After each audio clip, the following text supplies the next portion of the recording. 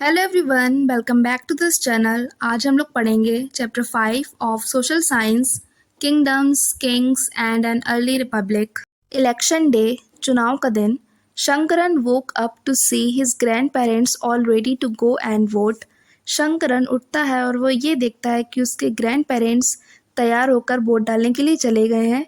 They wanted to be the first to reach the polling booth, क्योंकि उनके grand parents ये चाहते थे कि वो सबसे पहले पोलिंग बूथ पे पहुँचें, पोलिंग बूथ जहाँ पर वोट डाला जाता है। Why Shankaran wanted to know were they so excited. शंकरन ये सोच रहा था कि ये लोग इतने एक्साइटेड क्यों हैं।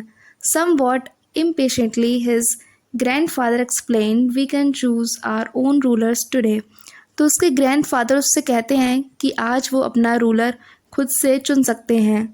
How some man became rulers, कैसे कुछ मैन रूलर्स बने। चूजिंग लीडर्स और rulers by voting is something that has become common during the last 50 years और सो।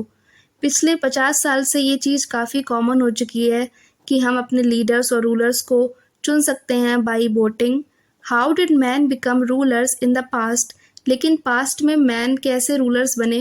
Around 3000 years ago, some men became recognized as rajas by performing big sacrifices. लगभग 3000 साल पहले कुछ man जो बड़े बड़े यज्ञ हवन करने लगे थे, उनको एक पहचान मिल गई थी राजा की। अश्वमेध और horse sacrifice was one such ritual, जिसमें कि अश्वमेध यज्ञ जो कि एक महायज्ञ था, जिसको हॉर्स सेक्रीफाइस भी कहते हैं, वो एक रिवाज था उस समय राजा बनने के लिए। Horse was let loose to wander freely and it was guarded by the raja's man. इसमें क्या हुआ करता था कि एक घोड़े को तैयार करके उसको फ्रीली छोड़ दिया करते थे, जिससे वो इधर से उधर जा सके, लेकिन कुछ राजा के आदमी उसके साथ जाया करते थे जिससे वो उसकी देखभाल कर सकें। If the horse wandered into the kingdom of other rajas and they stopped it, they had to fight. अगर वो घोड़ा किसी दूसरे राजा के राज्य के अंदर अगर चला जाए, तो अगर वहाँ के राजा उसको आने से रोकें, तो उस राजा को दूसरे वाले राजा से लड़ाई करनी पड़ती थी। If they allowed the horse to pass, it meant that they accepted that the Raja who wanted to perform the sacrifice was stronger than them. अगर वो दूसरे राजा उस घोड़े को अपनी टेरिटरी के अंदर आने देंगे, तो इसका मतलब ये है कि उन राजाओं ने ये मान लिया है कि जो राजा उस यज्ञ को करने वाला है, वो उनसे काफ़ी ज़्यादा स्ट्रॉन्ग है। These rajas were then invited to the sacrifice, फिर उन सभी राजाओं को उस यज्ञ में बुलाया जाया करता था, which was performed by specially trend priest, जिसको परफॉर्म किया करते थे काफ़ी ट्रेंड प्रीस्ट, काफ़ी प्रशिक्षित पुजारी उसको परफॉर्म किया करते थे, who were rewarded with gifts, जिनको काफ़ी सारे गिफ्ट्स मिला करते थे। The raja who organised the sacrifice was recognised as being very powerful, और वो राजा जो पूरे यज्ञ को ऑर्गेनाइज किया करता था, उसको सभी लोग काफ़ी ज़्यादा पावरफुल समझा करते थे। And all those who came brought gifts for him, और जो भी उस यज्ञ में आया करते थे, वो उस राजा के लिए काफ़ी सारे गिफ्ट्स लेकर आया करते थे। The Raja was a central figure in these rituals, और उन सभी रिवाजों में राजा एक सेंट्रल फिगर हुआ करता था, मेन पर्सन राजा ही हुआ करता था। ही often had a special seat, अक्सर उसके पास एक स्पेशल सीट हुआ करती थी। अ थ्रोन, एक थ्रोन हुआ करता था, और अ टाइगर स्किन, इसके अलावा उसके पास टाइगर की स्किन भी हुआ करती थी। His charioteer, who was his companion in the battlefield and witnessed his exploits, chanted tales of his glory. और उस राजा का जो चैरियोटर होता था, यानी उसका जो सारथी जो उसके रथ को चलाया करता था, जो उसका कंपेनियन भी था, क्योंकि वो उसके साथ जितने भी युद्ध और लड़ाइयाँ हुआ करती थी उसमें जाया करता था, जो विटनेस करता था इन सभी चीज़ों को कि राजा ने क्या क्या चीज़ें की हैं, तो वो उन सभी बातों को बताया करता था, उसकी ग्लोरी के बारे में बताया करता था। His relatives, especially his wives and sons, had to perform a variety of minor rituals. इसके अलावा उस राजा के जो रिश्तेदार होते थे और उसकी जो पत्नियां होती थीं और बेटे, उनको भी छोटे मोटे कुछ रिवाज परफॉर्म करने पड़ते थे। The other rajas were simply spectators who had to sit and watch the performance of the sacrifice. और जो दूसरे राजा वहाँ पर आया करते थे, वो आराम से बैठ के देखा करते थे कि कैसे यज्ञ हो रहा है। Priest performed The rituals including the sprinkling of sacred water on the king, और पुजारी लोग अपना काम किया करते थे, जितने भी रिवाज हैं उन सभी रिवाजों को किया करते थे, जिसमें कि वो सैक्रेड वाटर यानी गंगा जल समझ लो, जैसे आज के समय में हम लोग गंगा जल को काफ़ी सैक्रेड वाटर मानते हैं, तो वो उस टाइम पर किंग के ऊपर स्प्रिंकल यानी उनके ऊपर ऐसे छिड़क दिया करते थे। The ordinary people, the wish और वैश्य ऑल्सो ब्रॉड गिफ्ट्स। इसके अलावा जो सामान्य जनता हुआ करती थी और वैश्य यानी जो खेतीबाड़ी किया करते थे वो लोग, और जो व्यापारी लोग भी हुआ करते थे, वो उस राजा के लिए गिफ्ट्स लाया करते थे। However, some people such as those who were regarded as Shudras by the priest were excluded from many rituals। लेकिन कुछ लोग ऐसे होते थे जिनको पुजारी शूद्र मानते थे यानी लोअर कास्ट का मानते थे, जिनको काफ़ी सारे रिवाजों से दूर रखा जाता था। वर्णास, जब वैदिक पीरियड चल रहा था तो उस टाइम पर सोसाइटी 4 कैटेगरीज में बटी हुई थी। उसमें सबसे पहले आते हैं ब्राह्मण, उसके बाद क्षत्रिय, उसके बाद वैश्य और सबसे लास्ट में आते हैं शूद्र। Brahmins were expected to study and teach the Vedas, perform sacrifices and receive gifts. जो ब्राह्मण्स हुआ करते थे वो वेद पढ़ा करते थे और पढ़ाया भी करते थे। इसके अलावा जितने भी पूजा पाठ वाले काम हुआ करते थे जैसे कि यज्ञ हवन, वो भी वही लोग किया करते थे। इसके अलावा उनको गिफ्ट्स भी काफ़ी सारे मिला करते थे।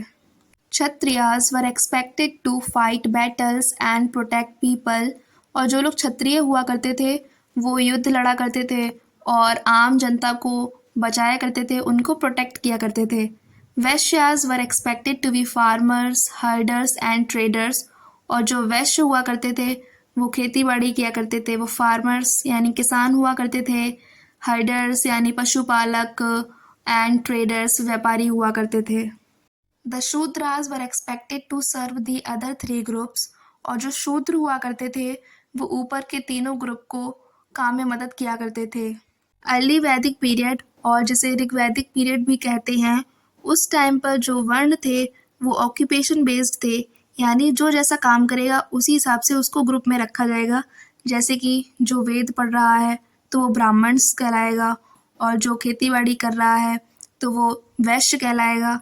लेकिन जैसे ही लेटर वैदिक पीरियड आता है तो ये सारे वर्ण बाय बर्थ हो गए थे, यानी अब जो जिस वर्ण में पैदा होगा तो वो वही कहलाएगा। जैसे ब्राह्मण्स का बेटा ब्राह्मण हो जाएगा, क्षत्रिय का बेटा क्षत्रिय और शूद्र का बेटा शूद्र।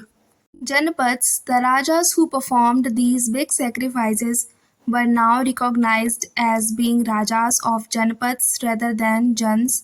अब जो राजा बड़े बड़े यज्ञ हवन करने लगे थे, अब उनको एक पहचान मिल गई थी, अब वो जनपद के राजा बन गए थे। द वर्ड जनपद literally means that the land where the jun set its foot and settled down। जनपद का मतलब ये है, जन यानी लोग, पीपल, और पद मतलब फुट, तो जहाँ जहाँ लोगों के कदम पड़े और जहाँ पर वो सेटल डाउन हो गए तो उस पूरे एरिया को जनपद कहा जाने लगा। Some important janapadas are shown on map 4। Map 4 में काफ़ी सारे जनपद दिए गए हैं जैसे कि अवंती, पांचाल और भी काफ़ी सारे जनपद यहाँ पर हैं। Archaeologist have excavated a number of settlements in these janapadas such as Purana Qila in Delhi, Hastinapur near Meerut and Atranji Khera near Etah.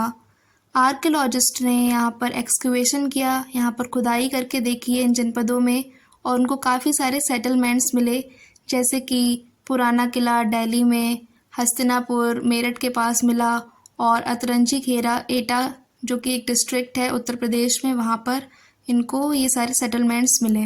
They found that people lived in huts and kept cattle as well as other animals. उनको वहाँ पर huts मिले जहाँ पर वो लोग रहा करते होंगे, और वो लोग अपने साथ कैटल, मवेशी और दूसरे जानवर भी रखा करते होंगे। They also grew a variety of crops, rice, wheat, barley, pulses, sugar cane, sesame and mustard। इसके अलावा वो काफ़ी सारी वैरायटी ऑफ क्रॉप्स ग्रो किया करते थे वहाँ पर, जैसे कि चावल, गेहूँ, बाजरा, दाल, गन्ना, तिल और सरसों। यहाँ पर एक इमेज दिख रही है जो कि पेंटेड ग्रे वेयर है, यानी एक ऐसा बर्तन जो कि ग्रे कलर का है और उस पे काफ़ी सारे चित्र भी बने हुए हैं। Plates and bowls are the most common vessels made out of painted grey ware. और प्लेट्स और बाउल्स काफ़ी कॉमन बर्तन थे जो कि इसी तरीके से बनाए जाते थे, जो कि ग्रे कलर के होते थे और जिस पे काफ़ी सारे चित्र बने हुए होते थे। These are extremely fine to touch with a nice smooth surface. और ये काफ़ी पतले हुआ करते थे और इसका जो सरफेस काफ़ी स्मूथ हुआ करता था, काफ़ी चिकना हुआ करता था। Perhaps these were used on special occasions for important people and to serve special food। लेकिन ये कभी कभार ही वो लोग इस्तेमाल किया करते थे और कुछ इम्पॉर्टेंट पीपल के लिए इस्तेमाल किया करते थे और कुछ स्पेशल फूड इसमें सर्व हुआ करता था। दे मेड अर्थन पॉट्स और वो लोग मिट्टी के घड़े बनाया करते थे। Some of these were grey in colour, others were red. और उनमें से काफ़ी वो ग्रे कलर में हुआ करते थे और कुछ रेड कलर के। One special type of pottery found at these sites is known as painted grey ware. और उन सभी साइट्स पर एक स्पेशल टाइप की पोट्री मिली है जो कि पेंटेड ग्रे वेयर है, ग्रे कलर के बर्तन। As is obvious from the name, these grey pots had painted designs, usually simple lines and geometric patterns। उनके नाम से ये जाहिर होता है कि वो ग्रे कलर के होते होंगे और उस पर काफ़ी सारी डिज़ाइंस भी होती होंगी और उनमें काफ़ी सारी लाइंस का यूज़ होता था और ज्योमेट्रिक पैटर्न्स में उसमें ड्राइंग की जाती थी। Mahajanpads, about 2500 years ago, some Janpads became more important than others and were known as Mahajanpads। लगभग 2500 साल पहले कुछ जनपद काफ़ी ज़्यादा इम्पोर्टेंट हो गए थे दूसरों से, इस वजह से उनको महाजनपद कहा जाने लगा था। Some of these are shown on map 4। और मैप 4 में काफ़ी सारे महाजनपद दिए गए हैं जैसे कि गांधार, अवंती, कौशाला, पांचाल और मगध, जो काफ़ी इम्पोर्टेंट महाजनपद था। Most mahajanapadas had a capital city, many of these were fortified. और ज़्यादातर जो महाजनपद थे उनके पास एक राजधानी थी और वो सभी फोर्टिफाइड थे, यानी उनके चारों तरफ एक बाउंड्री बनी हुई थी, वॉल्स बनी हुई थी जिससे वो काफ़ी ज़्यादा स्ट्रॉन्ग बन सके और दूसरों के अटैक से खुद को बचा सके। This means that huge walls of wood, brick और stone were built around them. और उनके जनपद के चारों तरफ काफ़ी बड़ी बड़ी दीवारें बनाई जाती थीं, लकड़ी की, ईंटों की और पत्थर की। Forts were probably built because people were afraid of attacks from other kings and needed protection। Forts यानी किले, किले उस टाइम बनाया करते थे लोग इसलिए क्योंकि उनको डर लगता था कि कहीं दूसरे राजा उन पर अटैक ना कर दें, इसलिए प्रोटेक्शन की वजह से उनको किले बनाने पड़े। It is also likely that some rulers wanted to show how rich and powerful they were by building really large, tall and impressive walls around their cities. और कुछ ऐसे भी रूलर्स थे, कुछ ऐसे भी राजा थे जो ज़्यादा शो ऑफ करते थे, वो दिखाते थे कि वो कितने रिच हैं और कितने पावरफुल हैं। इस वजह से वो काफ़ी बड़ी बड़ी और इम्प्रेसिव वॉल्स बनाया करते थे अपने शहर के चारों तरफ। Also in this way the land and the people living inside the fortified area could be controlled more easily by the king.